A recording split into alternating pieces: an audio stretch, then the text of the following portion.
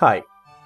In this video I'm going to compare these two watches, the Omega Aqua Terra with caliber 8500 and the Omega Aqua Terra with caliber 8900.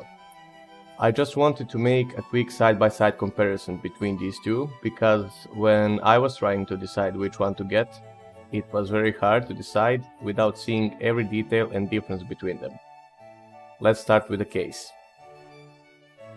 The older one has a case diameter of 41.5 mm with a thickness of 13.2 mm and lug-to-lug of 48.4 mm. The case itself is asymmetrical, with the right side being a little bit wider, but that's because of the recessed crown. The bezel is thinner and the lugs are longer than the new one, which gives the watch a bigger presence on the wrist. The newer one has a case diameter of 41 mm with a thickness of 13.2 mm and lug-to-lug of 47.5 mm. The case is symmetrical, but that results in a crown sticking out of the case, and the crown itself is smaller than on the older model. The bezel is thicker and the lugs are shorter and thicker, which results with a watch that seems smaller and more comfortable for the smaller wrists. I have a 16.5 cm wrist and I think both of them fit great. Next thing, the dial.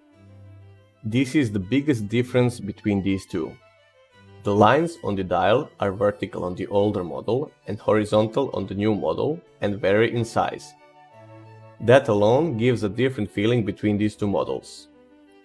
The material of the dial is also different. On the old one, it's glossy and almost looks like it's made of ceramic, and on the new one, it's more matted and has a sunburst effect, so the watches play with the light in a very different way. The old one has 3 lines of text at the bottom compared to 2 lines of text on the new one, while both of them have the exact same Omega logo at the top. The date window on the old one is at 3 o'clock position with a black background and white numbers, while on the new one, it's on 6 o'clock position with a color that matches the dial and silver numbers. The hour markers on the old one have a glossy loom that is rounded on the edges of the markers. On the new model, the loom is matted with a flat edges. The chapter ring on the old one has a more pronounced texture and is glossy like the dial.